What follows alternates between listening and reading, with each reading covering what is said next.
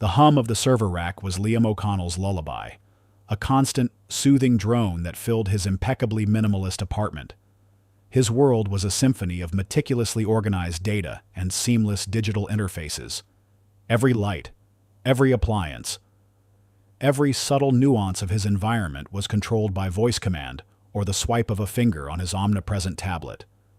Liam, a brilliant young software engineer, prided himself on his ability to distill the chaotic complexities of existence into elegant algorithms and logical solutions. He believed firmly that every problem, no matter how daunting, could be solved with the right code, the right data, and enough processing power. This conviction was his creed, the guiding principle that had propelled him from a sleepy rural upbringing to the pulsating heart of the tech metropolis. His days were a blur of virtual meetings, his face illuminated by the cool glow of his laptop, his fingers dancing across the keyboard with a precision born of endless hours of coding. Meals were an afterthought, summoned with a tap on a food delivery app, consumed in silence, save for the occasional chime of a notification from his smartphone, a new email, a trending news alert, a calendar reminder for his next online conference. Physical connection was a rarity, a quaint, inefficient concept in his hyper-connected universe. He communicated through screens, collaborated through shared documents, and found community in online forums dedicated to cutting-edge tech. The vibrant chaos of human interaction, the unpredictable nuances of face-to-face dialogue, seemed cumbersome, unnecessary.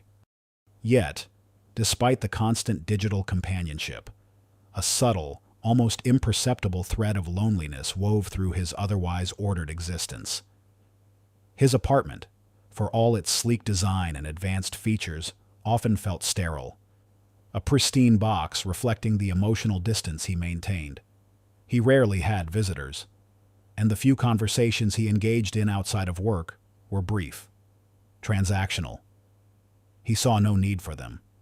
His digital world offered endless stimulation and engagement, a perfect substitute for the messy realities of human connection. His father, Seamus, remained a stubbornly persistent echo from a past Liam considered largely irrelevant. Seamus was a farmer, rooted to the soil of rural Ireland, his life governed by the rhythms of the seasons and the ancient wisdom passed down through generations. His advice, delivered through crackly phone calls that Liam often let go to voicemail, was invariably about listening to the land, reading the weather in the clouds, or the importance of good, honest craftsmanship. Liam would often chuckle dismissively, picturing his father's calloused hands clutching a worn farming tool, while Liam's own nimble fingers glided across a sleek touchscreen. Such advice felt laughably antiquated, utterly useless in a world shaped by gigabytes and artificial intelligence. What use is knowing how to tie a knot when you have a drone delivery service? Duh, he'd once asked, the question laced with condescension. Seamus had simply sighed, a sound that conveyed a lifetime of unspoken wisdom, a patience that bordered on exasperation. One crisp autumn evening, a rare moment of digital detox, Liam ventured out for a walk in a sprawling city park. The vibrant leaves, a riot of reds and golds, crunched under his expensive sneakers, a stark contrast to the sterile hum of his apartment. He was vaguely aware of the sounds of children playing, distant laughter, the murmur of conversations, but his mind remained adrift in the abstract world of code. As he rounded a bend in the path, a small, distressed figure caught his attention. An elderly woman stood by a park bench, her face a mask of confusion and growing panic. She clutched a worn handbag, her eyes scanning the darkening sky as if searching for an answer there. Her voice was a fragile whisper. "My phone. It's gone. I don't know where I am." Liam's first instinct was to walk past. It wasn't his problem. There were park rangers, emergency services, countless apps designed for such predicaments. But something, a flicker of that dormant empathy, held him rooted to the spot. He saw the genuine fear in her eyes, the helplessness that no algorithm could solve. He approached her cautiously. "Ma'am, are you lost?" he asked, his voice a little stiff from disuse in personal interaction. The woman looked up, her eyes wide with relief. "Oh, young man. Yes, I was just enjoying the sunset. And my phone. It must have slipped out. And now I can't remember which way is home." Instead of suggesting she call for help, Liam's mind immediately began to process the problem. He knew the park's layout was digitally mapped. "Do you remember the make and model of your phone, ma'am? Or if you had a Find My Device service enabled?" The woman blinked, bewildered. "Oh, it's just a little flip phone, dear. And I wouldn't know about those fancy services." Liam suppressed a sigh. Old tech, but not insurmountable. He pulled out his own smartphone, a sleek, powerful device. "All right," he said, his fingers flying across the screen. "Let's see if we can locate it." He quickly accessed a public-facing mapping service, cross-referencing known cell tower triangulation points with recent activity in the area. It was a long shot, given the age of her phone, but his mind thrived on challenges. After a few tense moments, a faint blip appeared on his screen, indicating a low-power signal from a discarded phone, just a few meters from where she stood. "It's right here, ma'am," he said, pointing to a patch of fallen leaves near the bench, underneath that pile. The woman gasped, scrambling to retrieve her phone. Her relief was palpable.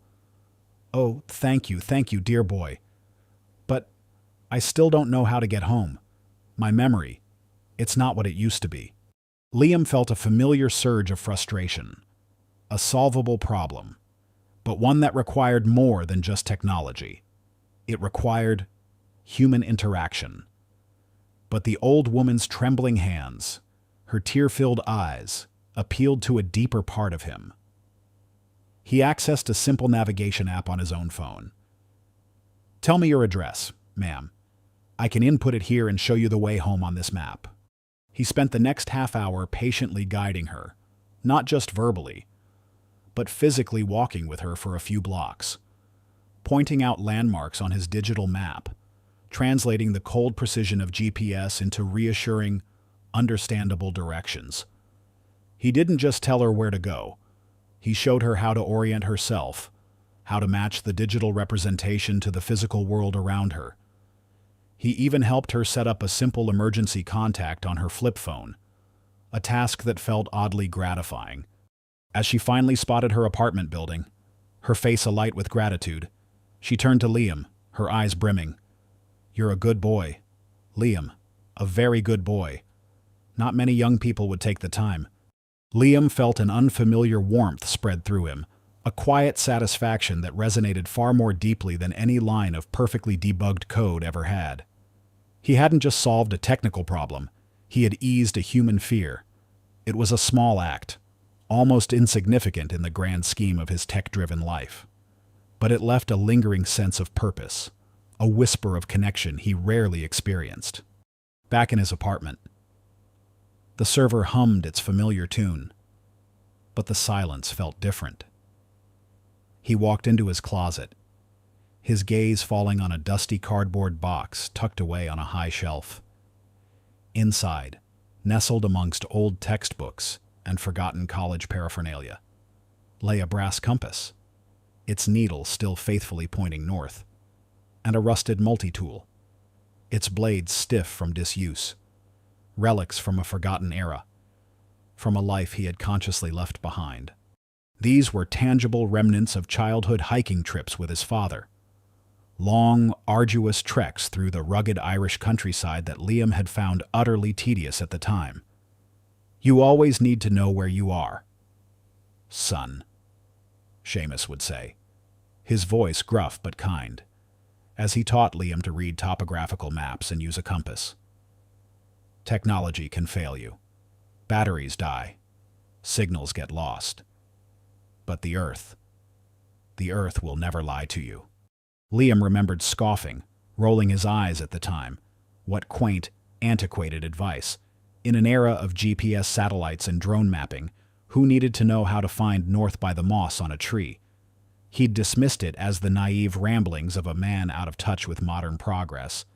Now, as his fingers traced the cool metal of the compass, a faint, almost imperceptible tremor ran through him. He still believed in technology, of course, but the unexpected satisfaction from helping the old woman, using a blend of his digital expertise and simple human empathy, had stirred something within him. The compass, the multi-tool, the memories of his father's old-fashioned lessons. They felt less like dusty relics and more like forgotten pieces of himself, waiting to be rediscovered. The true value of his father's advice remained shrouded in a mist of dismissal, a secret he had yet to unravel. The email arrived like a beacon, a shimmering promise of everything Liam had been striving for. The subject line alone sent a jolt of adrenaline through him. Invitation Amazon Expedition Lead Engineer, Project Chimera. It was from Everett Sterling, the elusive billionaire tech magnate, a titan of industry known for his audacious ventures and his relentless pursuit of innovation. Sterling was a modern-day Midas, and securing his attention was akin to winning the tech lottery. This was it, the opportunity to escape the quiet hum of his apartment and truly make his mark, to prove that his algorithms could conquer even the wildest frontiers. The project, a deep jungle research expedition into the untouched heart of the Amazon rainforest, was Sterling's pet project, dubbed the Virtual Mars Expedition VME Earth Analog. Its goal was to simulate the conditions and challenges of a Martian exploratory mission, testing cutting-edge navigation and communication systems in an environment of extreme isolation and unpredictable variables.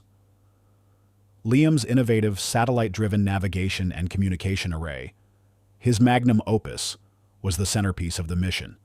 He had poured months of his life into its development, convinced it was infallible, a testament to the unassailable power of technology. To ensure the system's flawless integration and to personally oversee its performance, Liam insisted on joining the expedition himself. He envisioned himself orchestrating a symphony of data, guiding the team through the dense, uncharted wilderness with the effortless precision of a digital map. The rainforest, in his mind, was simply another complex data set waiting to be optimized. He brushed aside any fleeting thoughts of the practical challenges, the unpredictable elements. His technology, he believed, would render them irrelevant. The journey into the Amazon was a stark transition from the sterile order of Liam's urban existence. The air, thick with humidity, pressed in on him. The vibrant greens of the jungle were overwhelming, a riot of life beyond anything he'd ever experienced. The sounds were a cacophony, the buzz of unseen insects, the chatter of monkeys, the distant roar of a jaguar, a primal symphony that dwarfed the quiet hum of his servers. He found himself relying on his devices, his advanced AR goggles mapping out paths, his comms array connecting him to the outside world, a digital umbilical cord to his familiar reality. He felt a flicker of unease, a slight discomfort in the face of such raw, untamed nature, but he quickly suppressed it, clinging to his technological prowess as a shield. Then, the catalyst struck. Without warning, the sky ripped open. A colossal, monstrous storm descended upon them, a primal force of nature unlike anything Liam had ever witnessed. The jungle, already a world of shadows, plunged into an inky blackness as thunder ripped through the canopy, shaking the very earth beneath their feet. Rain lashed down in sheets, turning the ground into a treacherous, sucking bog. In the midst of the maelstrom, a blinding flash erupted. A bolt of lightning, thick and jagged as a dragon's claw, struck a colossal ironwood tree just meters from their camp. The ground shuddered violently, a sickening crackle, followed by an immediate, terrifying silence, descended upon their expedition. Liam felt a visceral lurch in his stomach. His tablet, clutched in his hand, went dead. The glowing green lights on his comms array, moments before a reassuring constellation of operational status, winked out, plunging into a chilling darkness. The sophisticated, satellite-driven navigation system, the pride of his career, was utterly, irrecoverably dead.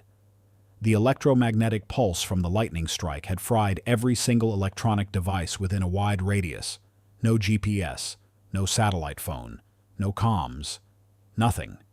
just the oppressive, deafening silence of a jungle that had suddenly become hostile and unknowable. Panic, cold and sharp, clawed at Liam's throat.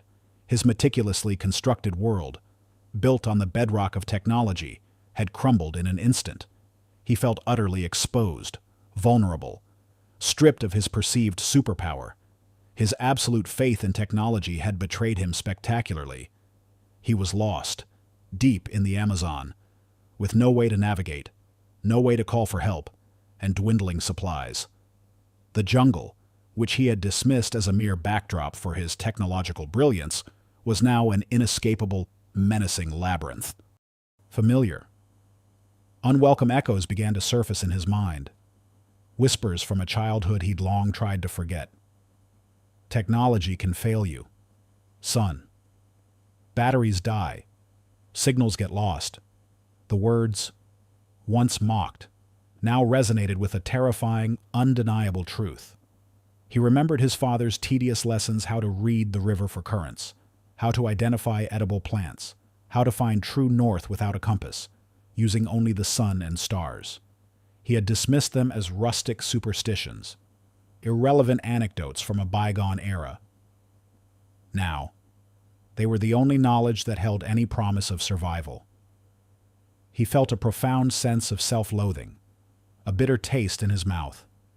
He had scoffed at these skills, considered them beneath him, and now they were his only potential lifeline. He wrestled with a horrifying dilemma: persist in waiting for a technological miracle that wouldn't come, or swallow his pride and embrace the old-fashioned methods he had so vehemently rejected.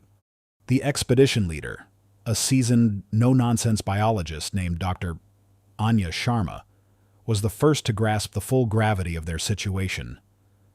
Anya was a woman of science, pragmatic and analytical, but unlike Liam, she understood that knowledge came in many forms. She had always been skeptical of Liam's absolute reliance on technology, though she respected his intellect. She was of the misguided type B, someone who believed in modern methods but wasn't entirely closed off to traditional ones. She had warned Liam about the unpredictable nature of the Amazon, cautions he had largely brushed aside. Her face, usually composed, was etched with a grim determination as she addressed the demoralized team. "Everyone, listen up. All our comms are down. All our navigation systems are gone. We are completely cut off. Our supplies are limited. We need to move. We need to find our way out of this jungle, and we need to do it fast." Her eyes swept across the faces of the team, finally settling on Liam, her gaze holding a mixture of disappointment and a desperate, almost unspoken plea for a contingency he clearly didn't have. "Liam, any backup protocols? Any ideas?" Liam stood there, a brilliant mind utterly blank, his hands empty of the devices that had always been his crutch. He was a master of the digital world, rendered impotent in the face of raw nature. The silence that followed Anya's question was deafening, filled only by the distant drip of rain from the canopy and the frantic pounding of Liam's own heart. He looked at the anxious faces of the team members, their eyes searching for a solution, for leadership. He knew, with a horrifying certainty, that he could no longer rely on the technology that had defined his existence. This was the point of no return. There would be no satellites, no GPS, no instant rescue. Their survival depended on something far older, far more fundamental. He had to shed the arrogance of his tech-centric world and face the brutal, humbling reality of the jungle, the abstract principles of his father's old-fashioned advice, once dismissed as quaint irrelevancies, now pulsed with a terrifying urgency. He had to remember them. He had to apply them, or they would all perish. The path ahead was terrifyingly unclear, shrouded in the oppressive green of the rainforest. But one thing was certain: his normal life, the life of sleek screens and humming servers, was irrevocably over. His journey of self-discovery, forced upon him by the merciless hand of nature, had truly begun. The jungle pressed in, a suffocating green wall that seemed to mock Liam's high-tech aspirations. Days bled into one another, a blur of humid air, persistent insect bites, and the gnawing anxiety of dwindling supplies. The expedition team, once a picture of scientific camaraderie, was fraying at the edges. Disorientation was a constant companion, and every attempt to find a discernible path out felt like walking deeper into a green maze. Liam, stripped of his digital crutches, felt a profound and terrifying incompetence. His vaunted algorithms and sleek interfaces were useless here. The raw, unyielding reality of the Amazon demanded a different kind of intelligence. Panic was a tangible thing, a hot, anxious breath on everyone's necks. One afternoon, the fear boiled over. A junior botanist named Sarah, already on edge from days of trekking with no progress, stumbled and dropped her research equipment. The delicate sensors shattered on the unforgiving ground. The sound, a small crash in the vastness of the jungle, seemed to amplify her despair. She burst into tears, then sprinted off into the dense undergrowth, a terrified, desperate flight from their worsening predicament. Anya Sharma, the expedition leader, shouted after her, but Sarah was gone, swallowed by the relentless foliage in seconds. The team stood frozen, paralyzed by the suddenness of her disappearance and the crushing weight of their helplessness. Their only means of communication was gone, their navigation systems dead. How could they possibly track someone in this impenetrable wilderness? Liam felt a familiar wave of self-doubt. His instincts screamed for a digital solution, a GPS tracker, a drone with thermal imaging. But there was nothing. Only the oppressive silence broken by the frantic chirping of unseen birds. Yet, as he watched Anya's despair, a flicker of that earlier empathy, the one that had guided him to help the old woman in the park, stirred within him. He felt a surge of responsibility.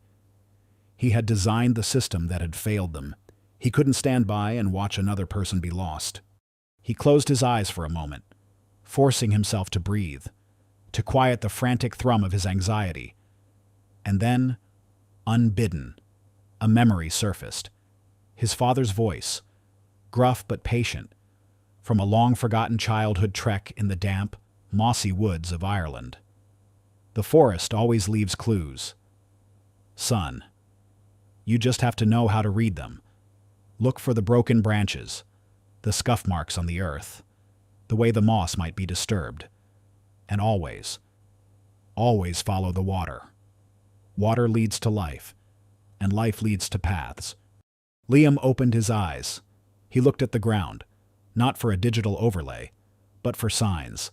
He scanned the undergrowth where Sarah had vanished. He knelt, his fingers, accustomed to keyboards, now brushing against damp soil and fallen leaves. He looked for a snapped twig, a disturbed patch of moss, anything that hinted at a hurried passage. His mind, usually racing with complex code, slowed, focusing on the minute details of the natural world. He found it a small, almost imperceptible scuff mark, a faint indentation where a shoe had slipped. Dr. Anya Sharma, standing beside him, observed Liam with a mixture of surprise and skepticism. She expected him to conjure a miracle from thin air, not to get down on his hands and knees examining dirt. But as Liam pointed out the faint marks, a flicker of recognition crossed her face. She was a scientist, after all, and even rudimentary tracking had its basis in observation. She was the misguided type B, someone who valued data and evidence, even if it came from an unexpected source. She didn't fully understand Liam's method, but she saw the results. She went this way, Liam murmured, his voice gaining a quiet confidence. He followed the faint trail, his eyes now sharpened by a desperate instinct. The scuff marks led them deeper, towards the muffled sound of rushing water. My father, he always said to follow the water. It usually leads to a river, a larger body of water, and often human settlements. The team followed, hesitantly at first, then with growing hope as Liam's seemingly anachronistic methods yielded results. He found more signs of freshly broken fern, a footprint in soft mud. The trail wasn't clear, not like a line on a GPS map. But it was there, a subtle narrative woven into the jungle floor. Eventually, the sounds of rushing water grew louder, culminating in the sight of a narrow, winding stream. And there, huddled by the water's edge, weeping uncontrollably, was Sarah. Her face was streaked with dirt and tears, but she was alive. Relief washed over the team. Anya looked at Liam, her earlier skepticism replaced by a look of genuine astonishment. How did you do that? Liam, there was no signal, no trail. Liam shrugged, a faint blush rising on his cheeks. He felt a strange mix of pride and humility. My father, he's a farmer. He taught me these things when I was a kid. Said the land always tells a story, if you know how to listen. He didn't elaborate, suddenly self-conscious about admitting to using such primitive skills. He worried it would diminish his image as a tech guru. Unbeknownst to Liam, Daniel Harrison, another biologist on the expedition, had been watching the entire scene unfold with a sneer. Daniel was a rival of Liam's, a brilliant but ruthlessly pragmatic scientist who resented Liam's quick assent and the favoritism he seemed to receive from Everett Sterling. Daniel considered Liam an arrogant, over-reliant tech head, utterly useless in a real-world crisis.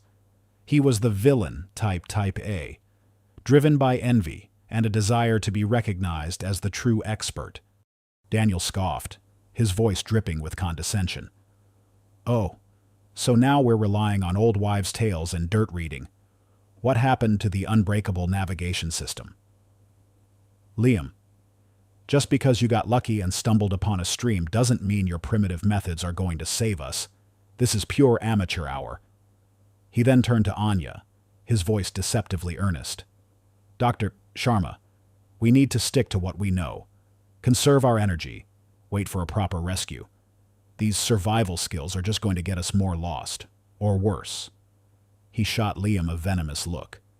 He's just making things more dangerous with his guesswork. Daniel's true aim was not just to discredit Liam, but to seize control of the expedition. He saw Liam's reliance on old-fashioned methods as a glaring weakness, a perfect opportunity to expose him as a fraud and assert his own authority. He began subtly, almost imperceptibly, to tamper with the few remaining, non-electronic markers the team had been using to track their rough path, ensuring that any subsequent attempts by Liam to rely on traditional navigation would lead them astray. He even accidentally kicked over a cairn of stones Liam had painstakingly built earlier that day, making it seem like a natural occurrence.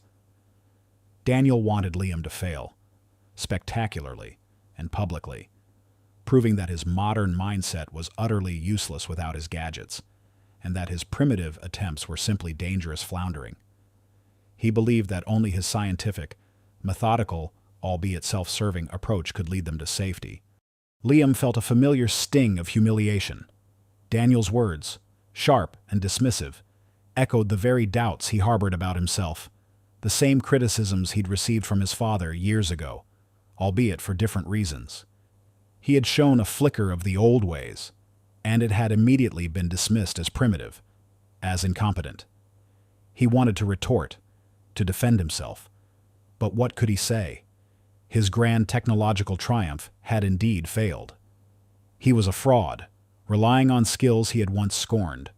The journey out of the jungle, he realized, would be a battle not just against nature, but against the insidious doubts planted by Daniel, and the even deeper ones festering within himself. The Amazon, once a vibrant tapestry of life, had become a relentless gauntlet. The team, battered and demoralized, pushed onward, their dwindling hope a fragile flame against the overwhelming indifference of the jungle. Days of aimless wandering had taken their toll, and hunger gnawed at their bellies. Liam's earlier, small success in finding Sarah and the stream now seemed a distant memory, overshadowed by Daniel Harrison's relentless undermining and the jungle's persistent refusal to yield. The ultimate test of Liam's forgotten wisdom arrived with brutal suddenness. They emerged from a thicket of thorny vines onto the precipice of a colossal, jagged cliff face. Below them, A turbulent, chocolate-brown river snaked through the valley, its current a frothing, powerful beast. On the far bank, barely discernible through the humid haze, a faint plume of smoke curled lazily into the sky, the undeniable sign of human habitation. A distant village, their only hope. The sight filled the team with a desperate surge of elation, quickly followed by a crushing wave of despair. The cliff was sheer, treacherous, its rock faces slick with moss. The river below was wide, fast, and riddled with unseen dangers. Crossing it seemed impossible. It was a cruel trick of fate, an agonizing glimpse of salvation just beyond their reach. This was their arena, a geological coliseum where Liam's old-fashioned advice would either prove its worth or be utterly, definitively, discredited. Daniel Harrison, seizing the moment, stepped forward, his voice cutting through the hushed despair. He gestured dramatically at the impossible chasm. "Well, Engineer O'Connell," he sneered, his eyes gleaming with a malicious satisfaction. "Here's your real challenge. No Wi-Fi here. No satellites. No apps. How are you going to solve this with your ancient wisdom? Are you going to pray to the trees? Or perhaps you have an algorithm of the river you can conjure from thin air?" He turned to the other team members, his tone dripping with mock concern. "Or should we just sit here and wait for a miracle, the kind that doesn't involve any real effort or scientific expertise?" Liam felt the weight of every eye, every unspoken question, every flicker of doubt. Anya Sharma, though still trusting, looked at him with a silent plea for a solution. The others, too exhausted for hope, merely waited for him to perform a miracle or confirm their worst fears. He was utterly alone in this moment, pitted against an impossible natural barrier and the venomous skepticism of Daniel. The memory of his father's words, once a source of irritation, now felt like a desperate lifeline, a fragile thread to sanity in the face of overwhelming odds. He vividly recalled a specific, frustrating afternoon, perched precariously on a rock beside a roaring Irish stream. His father Seamus patiently explaining how water carved its own paths, how to find the slowest currents, how to read the subtle language of the eddies and undertows. The river isn't just water, son. It's a map. Observe the flow, listen to its voice, and it will show you the safest way. He focused on the river below, its relentless roar a deafening symphony. His modern mind screamed for a bridge, a raft, a technological solution, but there was none. He had to look beyond the obvious, to remember the deeper, intuitive wisdom his father had tried to instill. He closed his eyes for a moment, forcing himself to silence the noise, both external and internal. He had to trust that forgotten knowledge.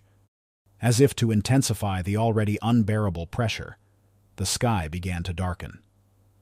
A low, distant rumble echoed through the valley, growing steadily louder. The air grew heavy, thick with the scent of an impending deluge. Another tropical storm was brewing, visible as an ominous, bruised purple bank of clouds on the horizon, rolling towards them with terrifying speed. "We don't have much time," Anya shouted over the growing wind, her voice strained. "If that storm hits, the river will become impassable. We'll be stranded indefinitely." The implicit time pressure was immense. Liam knew that once the storm broke, their chances of survival would plummet to near zero. He had mere hours, perhaps minutes, to find a way across. He looked at the faces of his team, gaunt with hunger, eyes wide with desperation. Their lives, and his, hung precariously on the brittle thread of his forgotten childhood lessons. The clock wasn't just ticking, it was roaring, mirroring the approaching storm and the churning rapids below. He had to reach deep into the recesses of his memory to retrieve the ancient wisdom he had so carelessly discarded, and pray it was enough. The roaring wind whipped at Liam's face, a cruel reminder of the dwindling minutes. Daniel Harrison's taunts echoed in his ears, amplifying his own desperate fear. Below, the river churned, a chaotic maelstrom of brown water and jagged rocks, an impossible barrier. Every fiber of Liam's technologically wired brain screamed for a digital solution, a bridge algorithm, a drone delivery. But the screens remained black, the airwaves silent. He was naked before the wilderness, armed only with the forgotten whispers of his past. He closed his eyes, forcing himself to block out the rising panic, the drumming of the impending storm, the desperate stares of his team. He needed to see the river, not with his eyes, but with the intuitive understanding his father had tried to instill. He pictured Seamus, perched on a mossy boulder, his gaze calm, his finger tracing patterns in the flowing water. The river isn't just water, son. It's a map. Observe the flow. Listen to its voice, and it will show you the safest way. Look for the eddies, the currents that pull inward, where the water is calmest. That's where the river is deepest, slowest. And always, always follow the lines the water draws around the rocks, not against them. Liam opened his eyes. He didn't see chaos anymore. He saw patterns. He saw the subtle, almost imperceptible lines the current etched around the larger rocks, guiding the water in specific, predictable paths. He saw the way the foam collected in certain eddies, indicating deeper, quieter pools. His gaze swept from the cliff face to the opposite bank, then downriver, searching.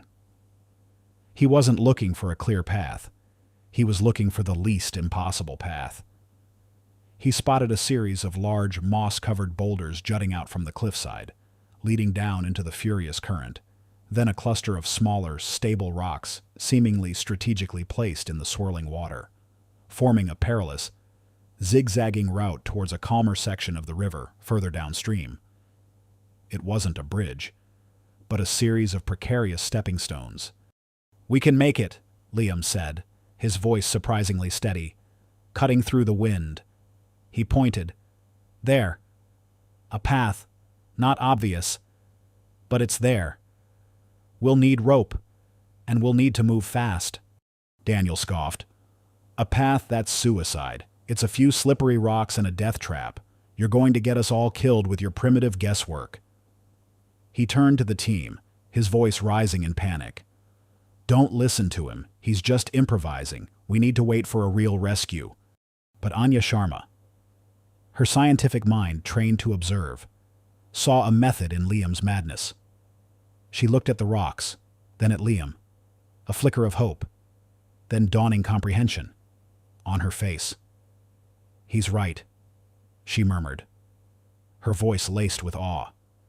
"The current, it does seem to create a series of calmer pockets there. It's dangerous, but it might be our only shot." She trusted Liam's newfound instinct, seeing the cold logic in his old-fashioned observation. Liam quickly began to strategize, his mind now racing with a different kind of calculation. "We'll need to secure ropes to those two sturdy trees."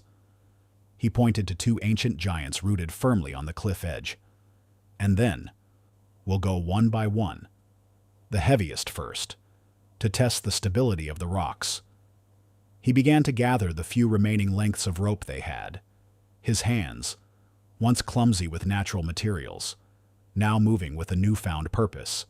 He tied a complex, secure knot, a skill he hadn't used since boyhood, and tested its strength with a powerful tug. It was a knot his father had taught him, one meant for harsh conditions and heavy loads. The team watched, hesitant but desperate. Liam secured the first rope, rappelling down to the first large boulder, testing its stability. The wind howled around him, trying to tear him from his grip, but he held on, his muscles burning. He shouted instructions, his voice carried away by the wind, but his gestures were clear. Midway across the treacherous river, as Liam guided the second team member across the slippery rocks, a sudden, powerful gust of wind, a precursor to the coming storm, slammed into them. The rope whipped violently. The team member, a geologist named Mark, lost his footing, his scream torn away by the wind as he began to slide towards the churning water. Everyone on the cliff face gasped, a collective cry of despair. Daniel Harrison shrieked, "He's lost! We're all lost! I told you this was a mistake!" He seemed almost gleeful in his despair, eager to see Liam's failure confirmed. But Liam didn't panic. His mind, honed by years of quick problem-solving, responded with primal instinct. He remembered another piece of his father's advice, given during a near fall on a mountain trail. When everything is chaos, find your anchor, son. Trees root, men root in faith. He didn't think about code. He thought about stability, about connection. With a powerful surge of strength, he threw his body against the taut rope, bracing himself against the next boulder, using his own weight to create an anchor, a living counterweight against the force of the wind and the slipping body. He yelled, "Mark, grab the rope, trust the knot, trust the rope." He then reached out a desperate hand, his fingers brushing Mark's flailing arm. He pulled, grunting with effort, every muscle in his body straining. He ignored the fear, ignored the searing pain in his shoulders. He simply focused on the connection, on the shared weight, on the absolute trust in the natural materials and his own strength. And then, he saw it, a tiny, almost invisible mark carved into the side of the very boulder he was anchored to. A small, stylized shamrock. It was his father's personal mark, a secret signature Seamus would leave on rocks during their hikes, a playful way of saying, "I was here."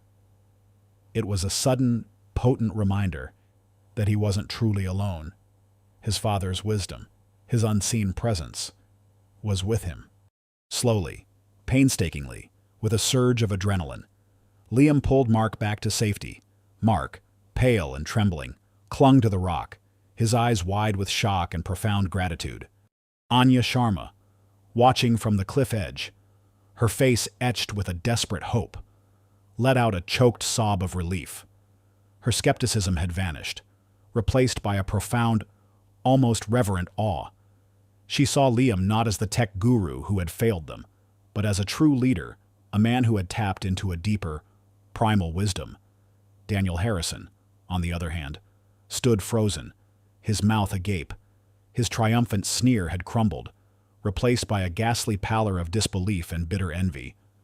He had witnessed Liam's undeniable courage, his innate ability to lead when all else failed, and he knew, in that moment, that his own carefully constructed facade of superiority had shattered. As the rest of the team finally made it across the perilous river, pulling themselves up onto the muddy bank on the far side, a collective roar erupted. It wasn't a roar of wild triumph, but a deep, guttural cheer of pure, unadulterated relief and profound admiration. They looked at Liam, not as the arrogant engineer who had led them astray, but as the quiet hero who had, against all odds, guided them through an impossible passage. His old-fashioned advice, the very wisdom he had scorned, had become the improbable key to their survival. His initial minor medical issue of being unable to adapt or thrive in environments without technology, which had led to his professional grounding in the urban tech world, had ironically given him the experience that taught him this ancient wisdom. The irony was palpable, a bitter truth transformed into sweet salvation. The crude shelter they fashioned from palm fronds and fallen branches felt like a palace after the terrifying crossing of the river. Exhaustion clung to them like the jungle humidity, but a new, fragile sense of cohesion had settled over the team. The immediate threat of the river had passed, replaced by the enduring reality of their deep isolation. Liam, once the aloof tech expert, now moved among them with a quiet authority, offering what little comfort and reassurance he could.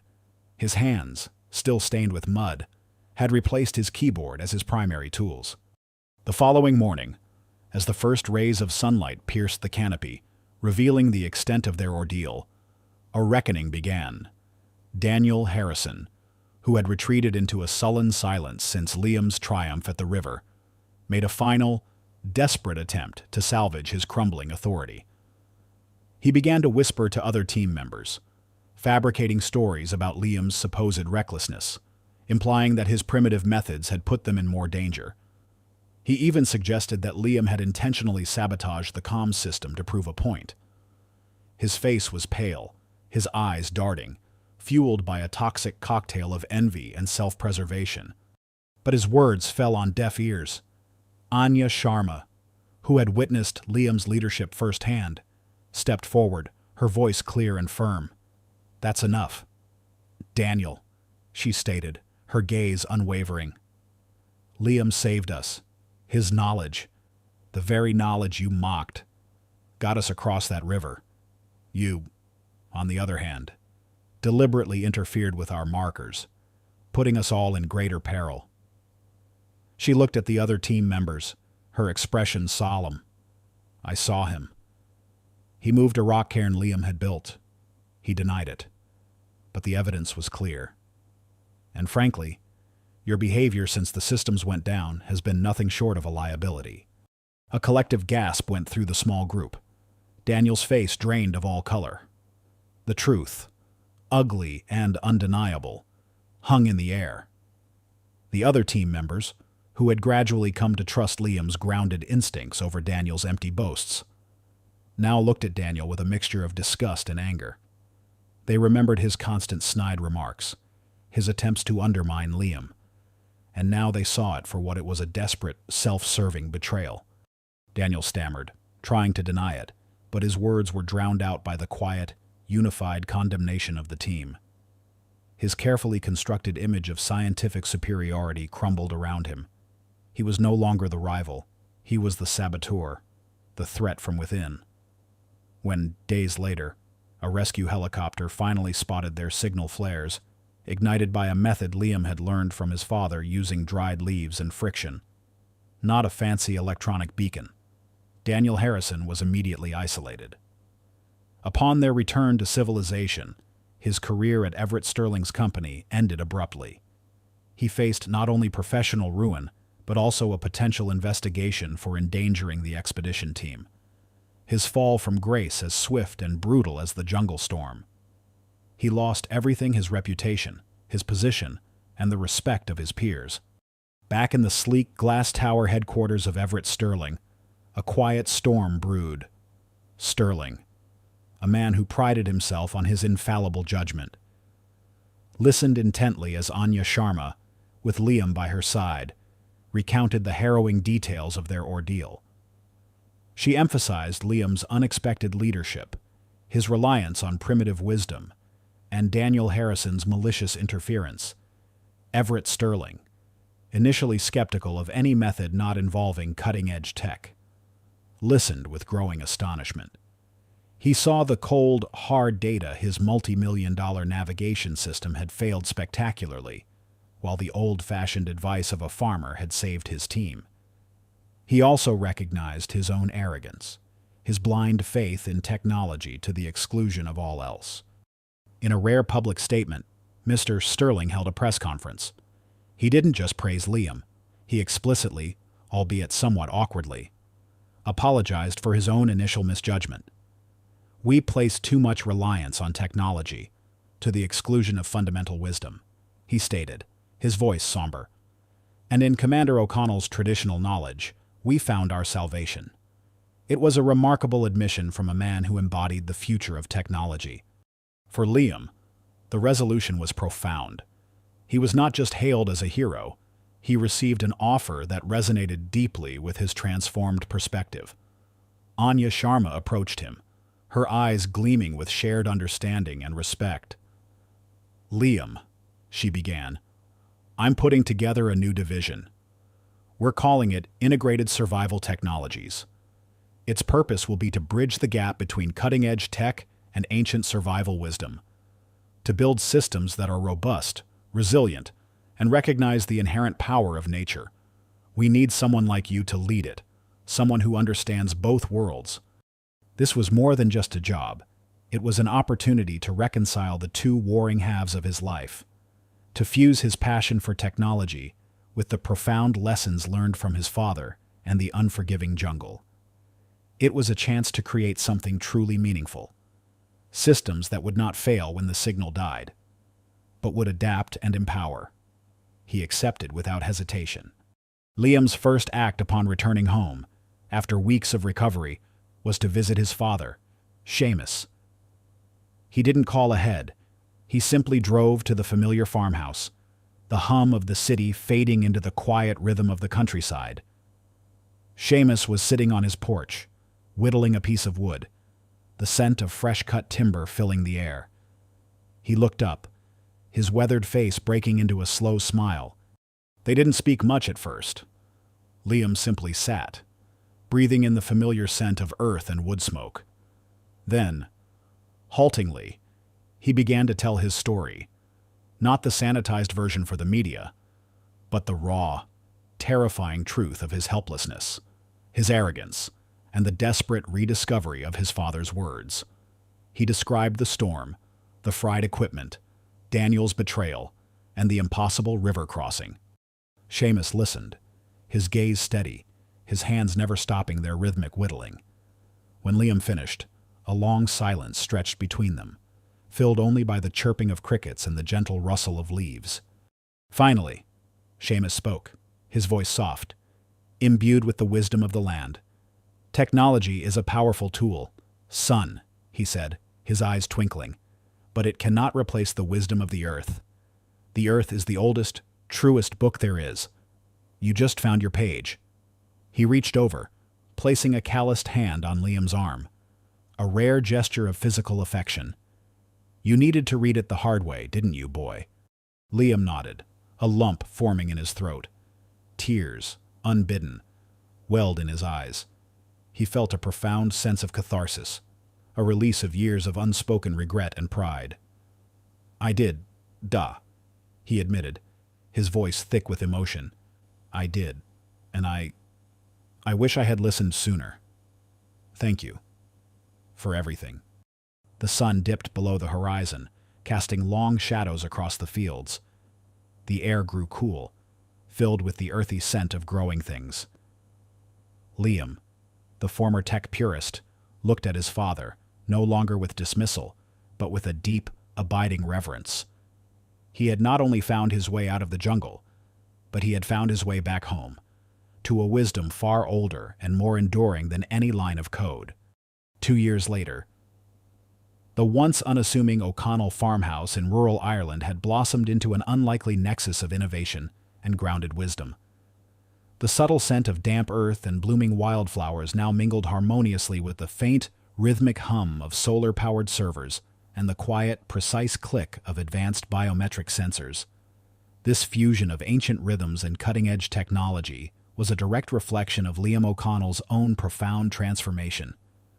No longer solely a creature of the digital realm, he moved with a newfound grace, his hands as comfortable tending to a garden plot alongside his father, as they were meticulously calibrating a new generation of hybrid navigation devices. His sleek city apartment remained a necessary base for his demanding professional commitments.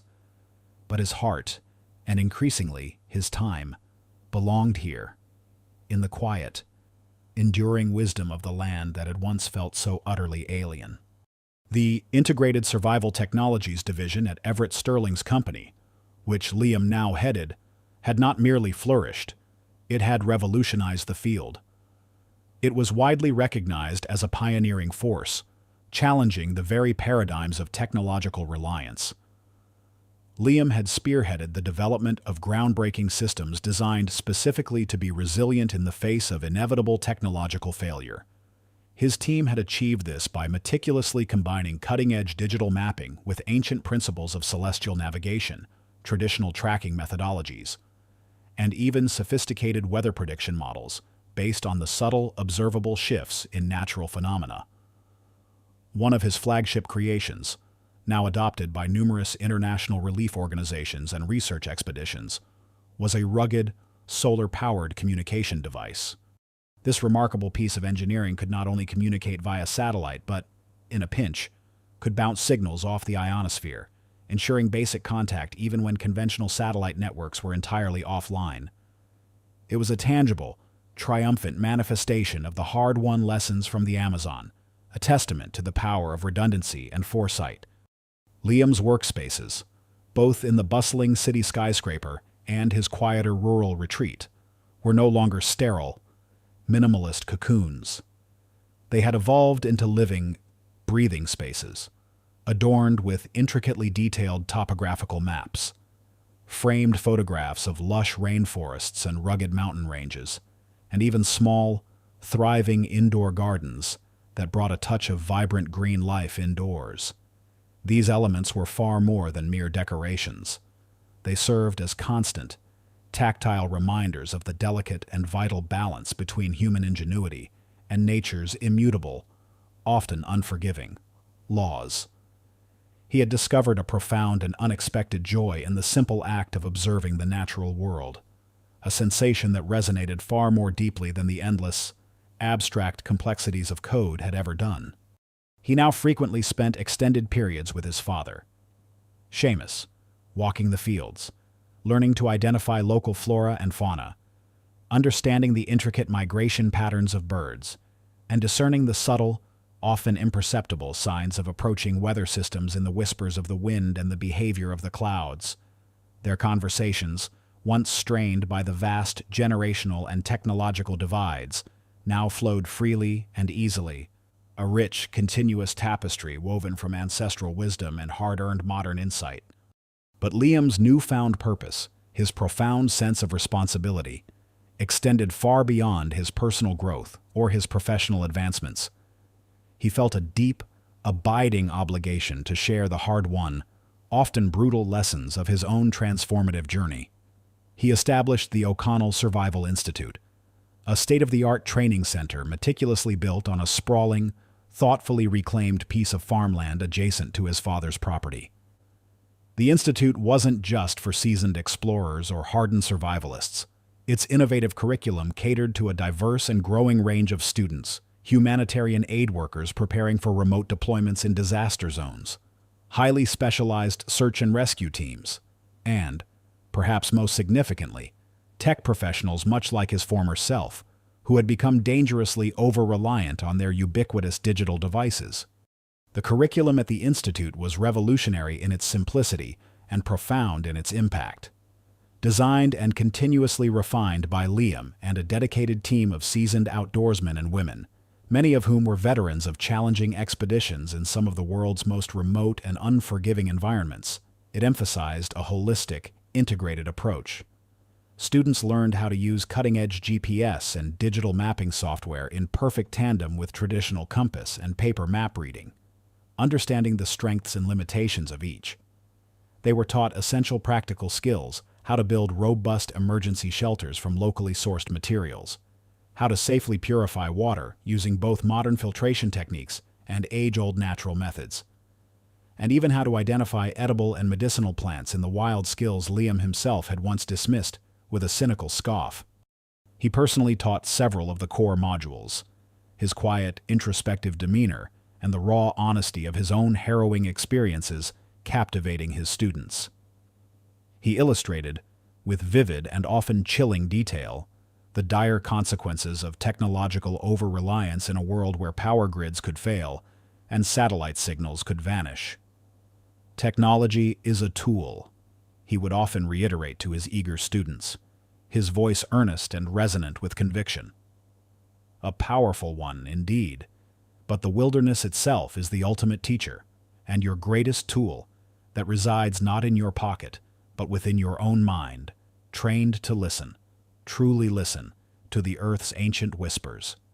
His story, from the once arrogant tech wunderkind grounded by his own creations, to the humbled survivor who found salvation in forgotten wisdom, resonated deeply with the public. He penned a best-selling book titled The Earth's Algorithm: Ancient Wisdom for a Digital Age, which meticulously chronicled his personal journey of technological disillusionment and profound rediscovery.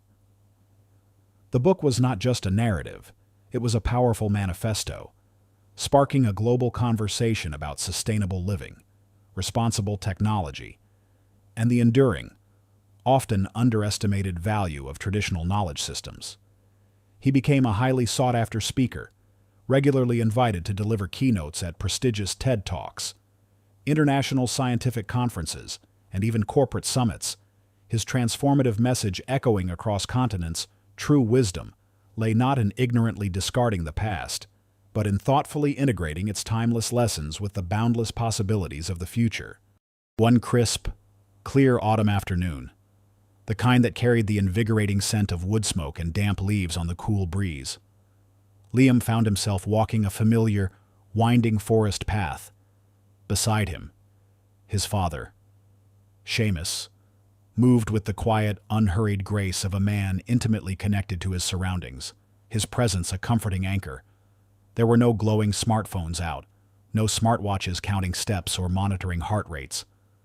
Liam carried only a worn leather satchel containing a meticulously folded paper map, now lovingly dog-eared, and the trusty old brass compass he had unceremoniously unearthed from his forgotten closet years ago, its polished surface now gleaming with frequent use. Seamus paused by a small, gnarled oak tree, its ancient roots gripping the earth like arthritic fingers, a symbol of enduring resilience. He pointed to a faint, almost imperceptible set of tracks pressed into the soft, muddy earth near the base of the tree. "See that?" "Liam." Seamus's voice was a low murmur, rich with the accumulated wisdom of years spent observing nature's intricate dance. "A badger, headed for the old den by the stream, always follows the same path, year after year. They leave their mark, a story for those who know how to read it." Liam knelt, his fingers tracing the faint indentations in the damp soil. He saw the subtle overlap of paw prints, the characteristic drag mark of the badger's belly as it moved. It wasn't a digital footprint, no glowing pixel on a screen, but it was information, a profound narrative etched directly into the very fabric of the earth. He smiled, a genuine, heartfelt smile that reached the depths of his eyes, reflecting a deep contentment. "The earth always has a story to tell." "Duh," Liam replied, looking up at his father, his voice soft with gratitude and profound understanding. "You just have to know how to listen." Seamus nodded slowly, his eyes twinkling with a gentle amusement and a quiet pride. He reached over, placing a large, calloused hand on Liam's shoulder, a rare and cherished gesture of physical affection that spoke volumes of acceptance and connection. They continued their unhurried walk, the quiet, rhythmic crunch of their footsteps on the fallen leaves, a harmonious counterpoint to the distant, lonely call of a hawk circling gracefully overhead. Liam no longer harbored any sense of intellectual superiority or lingering disdain for the old-fashioned advice that had once felt so utterly burdensome. Instead, he felt a profound and unwavering connection to the rich, living earth beneath his feet, to the timeless wisdom passed down through generations, and, most importantly, to the man who had stubbornly, lovingly, and ultimately successfully taught him to truly listen. He knew, with an unshakable certainty that resonated deep within his soul, that true wisdom lay not in the fastest processor or the most complex algorithm, but in the eternal understanding of the world's fundamental truths, and in the invaluable, life-saving lessons whispered from father to son, carried on the gentle wind through the ages. If this story stirred your heart, if it reminds you that courage can alter destinies, and that light always finds a path even in the deepest darkness, please leave a comment. Share this story with those who need inspiration. Like, subscribe, and hit the bell to never miss our upcoming stories.